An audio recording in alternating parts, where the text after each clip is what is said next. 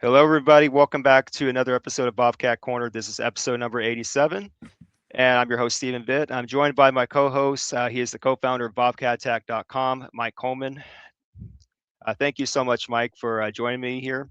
And let's just get right to it. The MAC basketball tournament that took place not too long ago. Obviously, we're already into March Madness with Right. the entire NCAA tournament. But from your experiences up there in Cleveland, Mike, um, in your own words, what was it like being up there to experience that event? It's one of the things the Mac does the best. We criticize the Mac in a lot of ways, and sometimes maybe we're just a little frustrated, and sometimes like it's well deserved. But I think the Mac does the basketball tournament, very well. Um, there was a bit of hype around it this year because of Miami's record and all that, and of course, two of the better teams were in the MAC were Akron and Kent, which were just nearby, and so they do it a little differently than they used to. They used to in the first day they would have like a morning session and then an evening session, and they would kind of clear the place. Now it's just like all day. So instead of getting like a I don't know like a evening game for the quarters, you're kind of we were OU was there like six, so you kind of had to eat dinner there, and there's $30 cheeseburgers, and because it's NBA arena and like all that. So like it's you get to play big time kind of the MAC, and it was a big time tournament, and obviously got a lot of publicity with Miami losing, and then the final was just fantastic, a great crowd, and it's super fun. I'd recommend if anyone wants to go and they haven't gone, go like just go. It's affordable, and it's usually a great crowd. You can sit there and watch games all day, and it's a good time. And the women's too. Like I know I've been to a the women's side, and if you like basketball, it's just great. And the Mac fans are the best. So Yeah. So, was this your first time going up there, or have you been there before? well, I've lived here 25 years, and I've made it every year. So at least for one game, one round. There was maybe once I wasn't going to go because OU didn't make it that time, but luckily we make it almost every year. And the strangest, of course, was the COVID year where you had to sit like 30 seats away from the next group, and they really limited attendance, and that was a strange event. But yeah, it's a great time, and luckily I live with good traffic, a 10-minute drive. Yeah. So, would you say in all your years attending that tournament event, uh, how much has changed and how much really hasn't in all that time? Well, I think the Mac basketball. When I started going was Kent State had a good run. Went to the Elite Eight. We've been to the Sweet 16. I think you know I feel like Mac basketball was like a little better, 15 years ago than it is now, or was until this year. So I think, despite what happened today, with Miami and Akron both losing by double digits, it was a pretty good year at the top of the conference. The bottom of the conference is just I don't know if they really want to play basketball, or they're just have to have a basketball team to have invest in football, or it's just it's not pretty. So, but I think we've talked about it with football. We are in an era where the population of the graduating high school classes is going down. We're not in the middle of the millennial, you know, boom, population boom. So 15, 20 years ago, there were more players out there graduating high school. So, and there were less colleges playing Division I basketball, so the talent level I think across the MAC was better. Just that's to be expected, I guess. Yeah. So, what happened during that MAC basketball tournament was that Miami actually lost, which was to UMass. Right. Did you get any of the reactions to that? What was it like to actually see Miami go down in that tournament? Yeah, I enjoyed it. Not just because we're Bobcat fans, I but did. Like, I mean, because I knew there was stuff where I knew they were going to make the tournament. Like, there was a lot of people with, oh, should they make it or not? Like, I would really been shocked if they didn't make it. But the, it was fun. It was good to see, the eighth place team come in there, and like that's what March Madness is all about. Like, it's, if you lose, you're out now. So, you know, I would like to see us advance past the first round. So I wasn't like too cocky or anything, but it's quietly kept a nice smile to myself. yeah. So I mean, especially the way they acted at the end of the OU game. That was completely classless on their part. Yeah.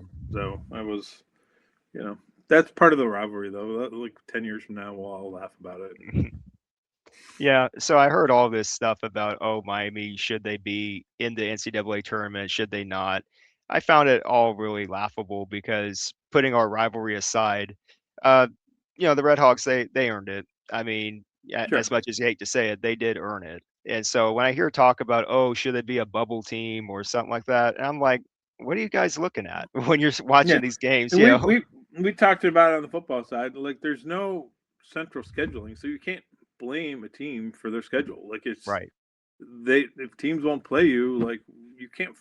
It's not like the Browns are playing the Steelers and they're like, oh, we're not going to play you today. right. Like, the game was never scheduled. Like, they wouldn't schedule it. Like, we called and say, hey, will you play me? And be like, no, or like, I'm not even going to return your call. Like, who? What? So they're not even going to play. So I like, unless you force these teams that you know you have to play these teams, and they're always it's almost racketeering. Like, it's someone I feel like could just file some sort of antitrust lawsuit about this. Like, it's insane how they're able to do that. It's just I think it's almost criminal because then like they just use that to get more money. Right. So switching gears from Miami of Ohio to the Ohio Bobcats, from what you saw from our basketball team, uh, I admit it, I'm not on the up and up so much about the basketball team, but from what you saw throughout the year, not Mm-hmm. just the tournament, what were some of the highlights and not so much highlights of the Ohio Well, Bobcats basketball I team love this year? I love Pavletsky. He's just one of my favorite. He is OU. Like, OU, you're like cool, you're unassuming. Like, you would see this guy walking down campus. He doesn't look like he'd be a star basketball player or anything. He doesn't necessarily like act that way out in the court. He's just a great player to watch. Has all the moves. He's keeps his head. We're not the rest of the team, not so much. Like, attitude problems on the court, constantly arguing with the refs. It was just, I don't know. I'm not. I mean, I kind of feel like you are the team is a reflection of their coach. I just feel like Bowles should have kept that in line this year. It was. I was kind of embarrassed a couple times, just the constant bickering and calls and stuff like that. It's just no, Yeah, no. That's not what like. It's not what OU people are about. Like, it's just you know. and that was And kind then of the talent wise, like, I just feel like I know we had a big time injury that probably cost us some, but like I just feel like we underperformed. yeah. And I was kind of thinking about this because I go up on bobcatattack.com, the message boards, and I go to the basketball section, and I see people not being happy with Coach Jeff Bowles and what he's been doing with the team lately. Mm-hmm. Uh, what are your thoughts on our coach Jeff Bowles? I if you mean, could, yeah. he's a great Bobcat, and he loves the university, and I know he wants to, um, you know, do better than he's done the last couple years. I feel like he probably would agree with what I just said, that our talent level probably could have, you know, at least gotten to a MAC final the last couple years. Um, it was never really that close this year. Like I feel like it was obvious early on we weren't going to get there, but like going into the season, you're like, okay, but um, I just I I think of Jeff Bowles the player, and then what I'm seeing is a coach, and I don't quite see the same because he was there shortly after I graduated. I think if he just can get the culture of the program to match his personality as a player, hard nose, grinder, all that stuff. I just don't quite see that with this. There was kind of a prima donna attitude out there. That's not what he was about as a player. So I would hope. I don't know if he's going to last past next year. I hope he turns around. Like I like the guy. He was a great Bobcat, and but just be yourself. Like get the team to be what you are. That would be my hope. Yeah. And when we look at sports programs, no matter what it is, and we've been talking about a lot about the football program, but you could apply this to the basketball program as well. It's like you have to have an identity. You have to have Mm-hmm. a plan in place for what you want to have your players to do, what plays they want to execute, and what the culture is, even Correct. off Yeah, the there wasn't court. much of the culture this year, especially when you had your, like they're young guys. Like I don't like calling them out, but like I'm really happy some of these kids stayed. They didn't jump in the transfer portal and stuff, but it didn't seem like they were having a whole lot of fun out there, like playing the game of basketball. So sometimes you just gotta get back to like, why are you playing basketball? Like it's a great game. Like you're bouncing a ball. It's fun. And so if you're out there acting just miserable, then I think there should have been some intervention on that. Yeah, you just have to get back to the basics sometimes when Right. it comes to And building it's a hard team. because it's definitely more, playing basketball is fun, but it's much more fun to win than it is to lose.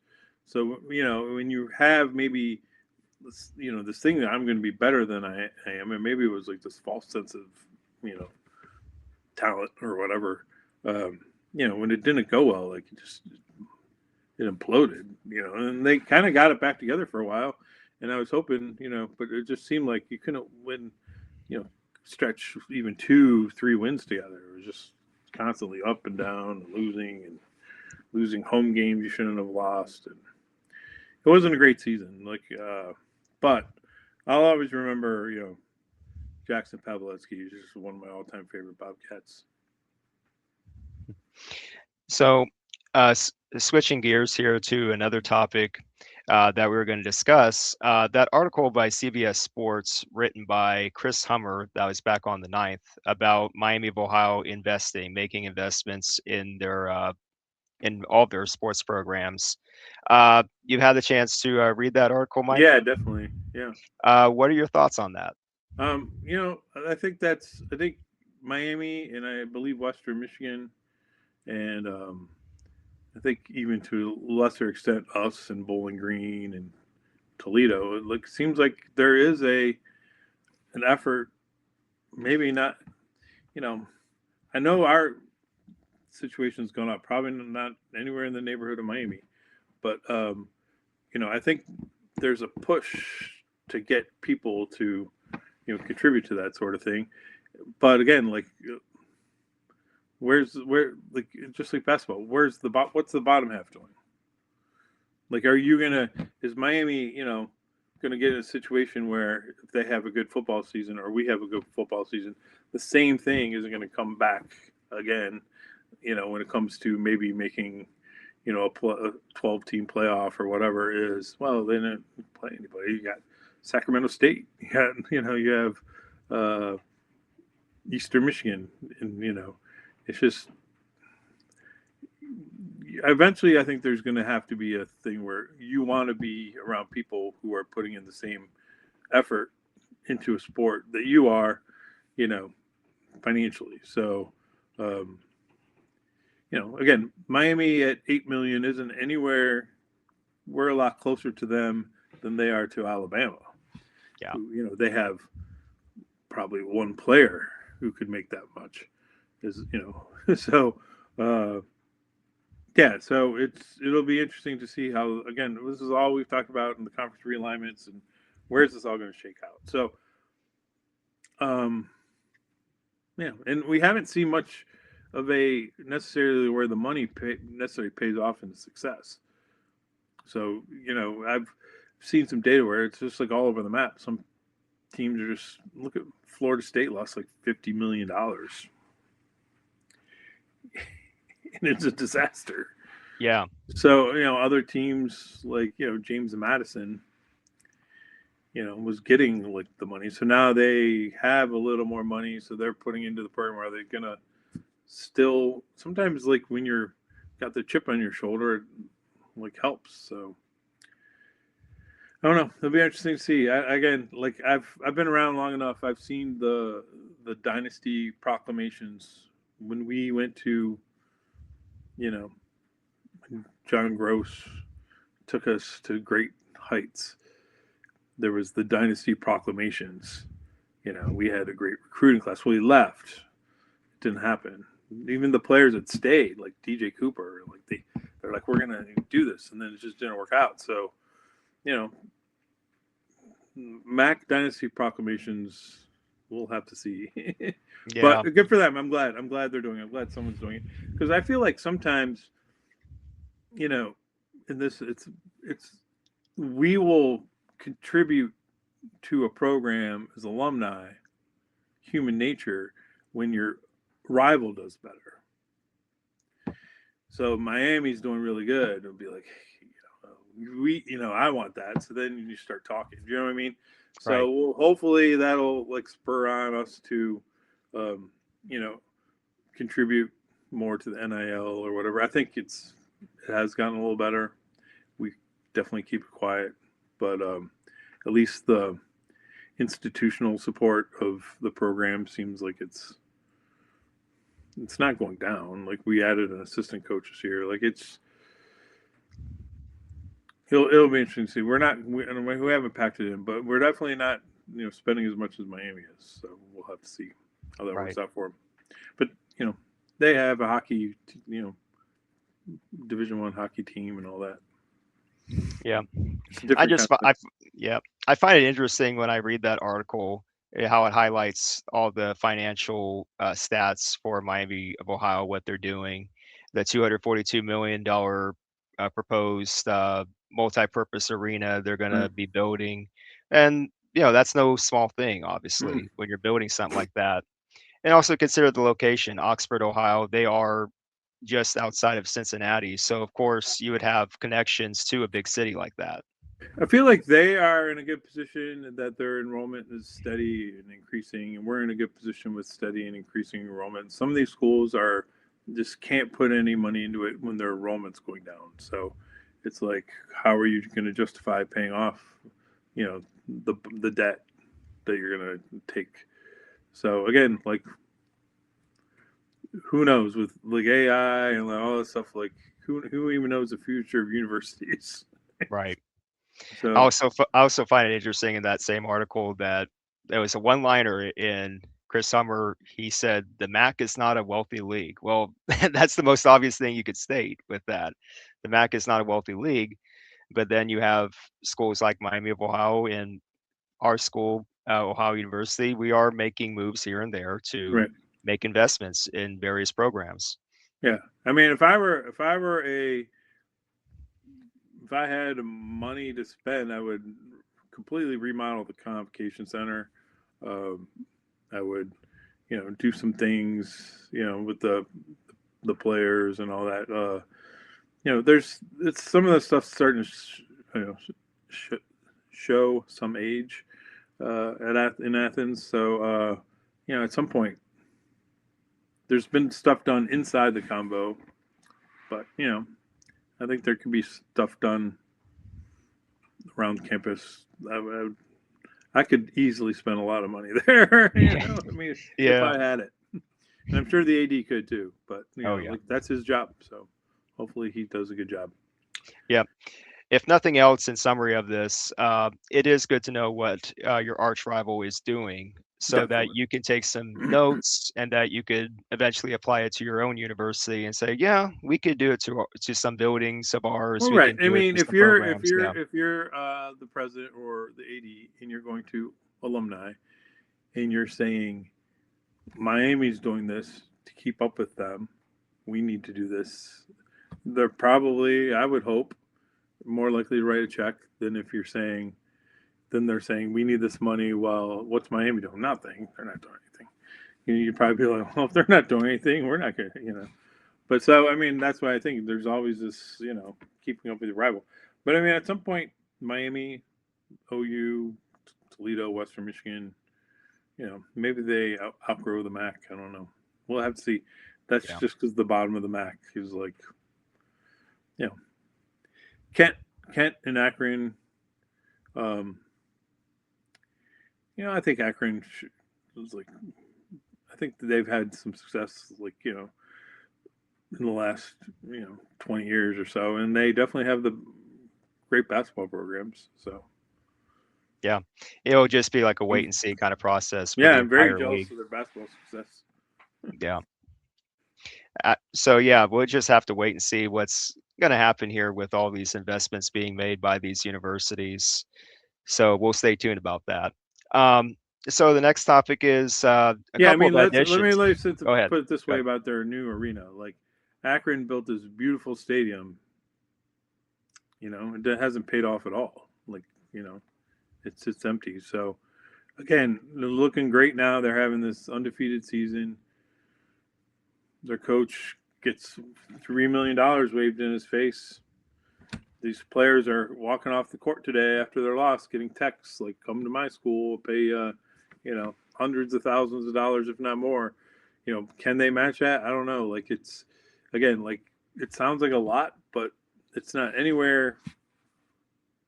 It's still AAA compared to the major leagues. As far as the it's good for them. It's a step, but again, like I'm not gonna proclaim greatness for them over this. It could backfire. Yep. So moving on to the next topic. Uh, what are your thoughts, Mike, on the recent additions officially made by the Ohio Bobcats football program? Starting with Shaun Cook, he's been named the general manager, and this caught my attention because he's been to various different places where it's not your typical, average place. He's been at big schools. Yeah, definitely. So I mean, again, I think when I think you want a general manager, and this is what I liked when we had Logan. You see, guy, I can't even remember his name. Like he's been gone like a few months. um, Logan something or other who left to Toledo. Like I was all excited because he had been like Cincinnati when they were doing well. He'd been kind of regional, so you're like, well, I got this regional guy who knows like the local schools and like all this stuff, and so I thought that would be successful. I'm not sure, why he left. He hasn't stayed anywhere more than a year or two. So, but the new guy, Shaun, he definitely has been some places. I'm not sure you definitely need the knowledge of the schools. I think that's more the coaches who go to these schools. Like personally, I think what you have to be is a complete hustler. There's like nonstop, tweets and social media posts and hype building and like all this stuff. And so he seems like he fits the bill. He's been. I don't think you can be at places he's been at with like the energy level. So that's. I think we'll see great energy out of that position when it comes to you know finding the guys who will play for us. Yeah, I just find it very impressive when I go through his resume. Like I said, he's been to big name places like Tennessee, the Volunteers, Mm-hmm. Vanderbilt. Commodores.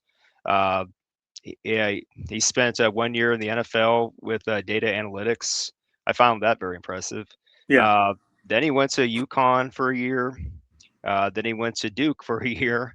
Uh, Long list of big places for him. And then he spent the last 3 years at Texas A&M. And as we know, Texas A&M made it to the college football playoff last year. right. So the guy Yeah, knows and what great. he's And, doing. Elko does a great job and super energetic program. And you know, can like I don't think he got shown the door. It's just one of those places where if you want, you need to. If you want, you're not going to get promoted from within necessarily a place like that. You need to leave and become the head guy in your department, and then like build up that way. So, um, yeah, I think it's a great hire, and I like the data analytics thing too because I think definitely under Album there was, there's all sorts of stats out there. I remember Albin saying once like, I don't go football player when I see them. Like, there's no, you didn't need to see any analytics and stuff like that. And I think it could be overdone, to the point where you're like, this guy should be better. This says he's better than he is. But, I know they, you know, videotape every play in practice. Every play is graded, all this stuff. So if you get a guy a GM who is, looking at, sometimes it is not, it's like, what do we need next year? Like, who is this guy? Well, this guy has really done really well in practice. Like, here's his stats. I think he can move up versus another guy. He might not move up and might you want to bring in a guy from the portal. So, yeah, I think it's an interesting position, general manager. It's kind of cool. I would have loved to have done that sort of thing. Yeah. Um, as we've been talking about, the landscape for college sports, it's changing, and you need to have guys like this to be a general manager kind of person to run things for your sports programs. So bringing in someone like Shaun Cook, who knows what he's doing on the football side of things, it's always a plus. I do think so. And he wants to have that opportunity to be that guy, like you said. So I do think this is going to work between Ohio University and Shaun Cook. So wish him the best. And also another addition that I want to talk about is Danny Langsdorf. He was named officially the wide receivers coach for the Ohio Bobcats. Impressive resume on his part as well. He spent like a few years in the NFL with the New Orleans Saints for offensive quality control, and then he was the offensive coordinator at Oregon State for 8 years, from like Right. 2005 2013. And then he spent 3 years from 2015 to 2017 at Nebraska as the offensive coordinator slash quarterbacks coach. So, what are your thoughts on that hire? Yeah, it seems good. Like that must have been Riley or whatever. They had some good teams, and it wasn't a very good fit for Nebraska. But the yeah, again, like I feel like the assistant coaches that over the last few years, and it seemed like under Smith and like very collaborative. So I feel like if you have you're not going to get a guy who's not listening to one of his assistants. So if you have a guy with all that offense coordinator experience, it could work out very well if you listen to what he's saying because he's been around the block a few times. So I feel like it is a collaborative staff. It should be like it's a very talented staff, and hopefully, they all mesh together. Now, the bad news would be is if the offense isn't doing well, then you'd be like, hey, maybe we should promote this guy to offense coordinator. So yeah, like yeah, I don't really see that being a problem, but you know, it'll be the guys seem to like each other. There seems to be a cohesion in that group. So there hasn't been a whole lot of movement out of town. Like considering the head coaching situation, we Yeah, haven't had the assistants seem to have done a great job recruiting. Like we were signing all these recruits, we didn't even have a head coach last year. We didn't know if he was going to be in. Like what was going on with him? Was he going to be in jail? Like all the stuff happened with the Michigan coach, Sherrone Moore. Like then all of a sudden, like our guys, like what was going to happen? And they're just like signing day came, and just signed everybody they thought they were going to sign. So it's a very dedicated assistant staff. They've been through a lot the last couple of years. Like if you go back to, you know, some of these guys will go back to like Albin taking over from Solich, and then, uh, you know, Albin leaving, on the whole thing after the MAC championship, and Smith coming in, and then all that to happen, and then like they've really been through a lot. Just to still, just they're buying into the culture like here. So sometimes like the craziness, it's the resilience. That's definitely a resilient staff. They've be able to like focus through all that's happened. So it's kind of fantastic. I feel lucky. Yeah. Could have went the wrong way. Like it really Yeah. could have went the wrong way.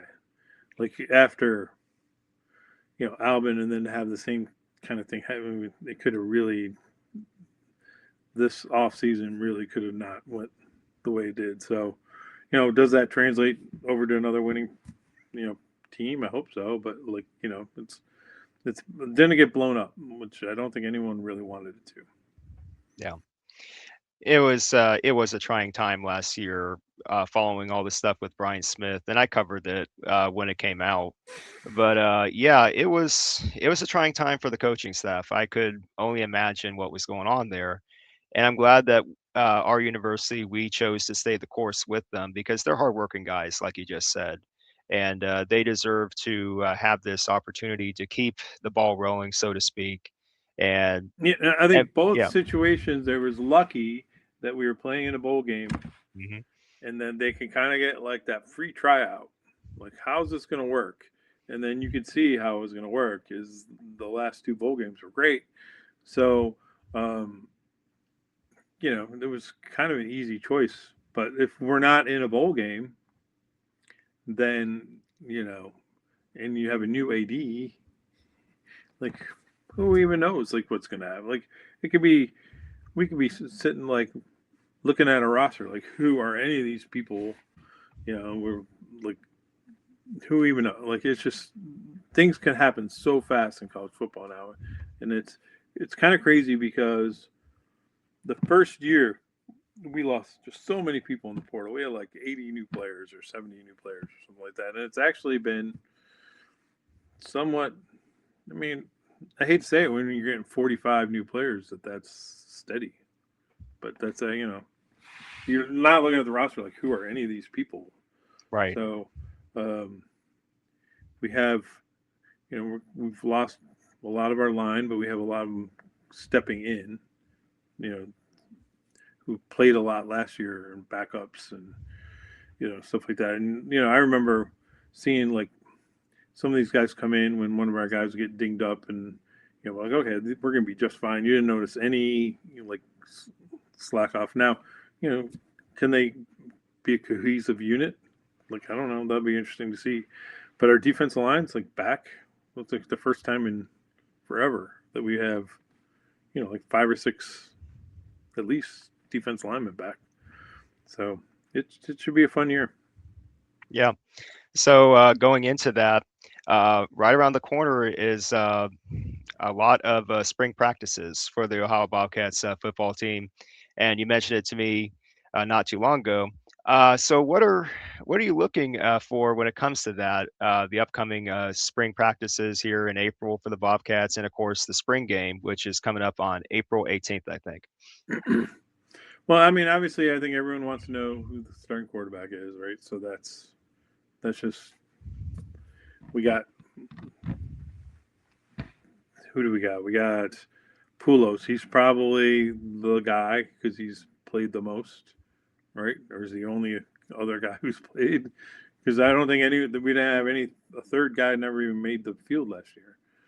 So then we have some young guys who are highly touted, Hype Grand, Levi Davis. You know, it'll be interesting to see. I think everyone wants to see how they play. Like I think everyone it's very talented quarterbacks room, but it'll be interesting. how will they play? And then similarly receiving, losing tight ends and Chase Hendricks. That's not going to be easy to replace, but I just thrilled with who we've signed, and some of the young guys. I know there's a couple guys who were hurt last year who are really good players, and we have some players come back. So it'd be interesting to see how the offense does. Can they continue with that firepower? Defensively, we last year I kind of feel like we wanted our secondary to kind of hold on to coverage and let our defensive line eventually get in there with pressure. I feel like this year might be the opposite, that our defensive line will be expected to be putting pressure on to the point that maybe take away a little pressure of the secondary, which, will probably, even if it's pretty talented, they'll have to figure out how to play together. So, we started off in Nebraska, and they're going to have a lot of new players. So it'll be a lot of fun. I want to go to that game. I've always wanted to go to a game in Nebraska. I think it'll be a little emotional for a lot of the guys, because of Frank Solich. So it should be a great one. Yeah. And also another quarterback to look out for is that transfer from New Hampshire, Matt Beza. Yeah, Matt Beza. He's one that I'm keeping my eye on because he might make a move. Like yeah. He when you look at film, he just checked all the boxes. So, I follow who's following who on Twitter, and I see some of these guys going anywhere, and I was like, are we even going to sign a quarterback in the transfer portal? And then he just kind of was always in my mind, this guy's really good. He wasn't one of those guys who was on social media I'm taking you a visit here, taking you a visit here. Right.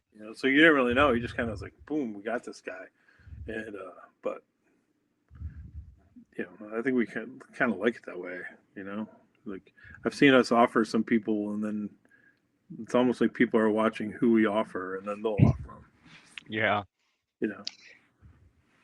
But yeah, it should be interesting to see how this plays out for the upcoming spring practices and the spring game, of course. Yeah. So we'll definitely keep an eye on that, and we'll keep all of you guys watching, notified about what goes on.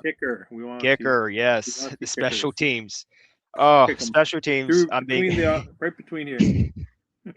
I kid you not, Mike. Special teams kind of drove me crazy last year. It was just, oh. Yeah, we had some injuries. I know, when Dennis got hurt, a return game, and then I was like, oh, we got Hendricks back there, and he didn't always catch it.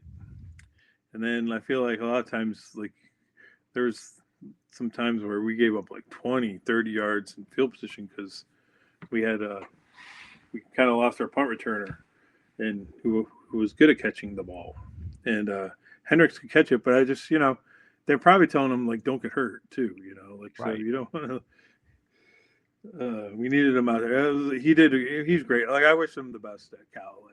He's one of my favorites. So yeah, there's some guys when they leave, you're just oh God, I really hope he does well, and other guys you're depending on how they leave. Right. So, it depends. Yeah. It all depends. But yeah, like I said, special teams, I hope we do better there, because that was one thing that kind of held us down with the missed kicks and PATs and all that. Oh, if we just clean that up. It's we probably beat Rutgers. I'm surprised, reading between the lines, I think they kind of made the decision to move on from Dellenbach. I thought he got better as the year went on. He had a super strong leg. He had a great kick in the bowl game. But it's we got a guy now who's made kicks. He's done really well at Kent, so he's good. I hope he makes them. Right down the middle. Right here. Right down the middle. Yeah. Right down the middle. Yeah. So it's hard. Kicking so hard. It is. It's like it's easy or something like that. It's, at the snap and the hold, and I think I noticed I looked at a lot of that in slow motion last year. There were some not great holds and snaps, especially earlier in the year, and so later as that got better, the kicking got better. So hopefully we'll, and again, we lost our special teams coach after spring practice. So we, started over so hopefully we'll have go through spring smoothly. Hopefully there's no lawsuit to bring back a spring transfer portal. Who even knows? Yeah. So yeah, it should be fun to see what's going to happen at spring practice. So with that, we are going to wrap up episode number 87 of Bobcat Corner. Thanks again so much, Mike, for joining me here. And for you guys watching right now, if you're new to this channel, STV Castle, please feel free to subscribe, click the notification bell so you can get updates on content like Bobcat Corner and also Bobcat Corner Speak Up. There's a Telby link in the description box below so you can record a message up to 1 minute just to pitch a topic, and Mike and I will review it. And if it sounds good, we're just going to talk about it in an upcoming episode. Yep, Anyway, log guys, on to bobcattech.com. yes, definitely go there too. It's a great website, bobcattech.com. So with that, guys, thank you so much for watching, and we'll be back soon with more Bobcat Corner. I'm Stephen Vitt, and he is Mike Coleman. See ya. Take care, guys.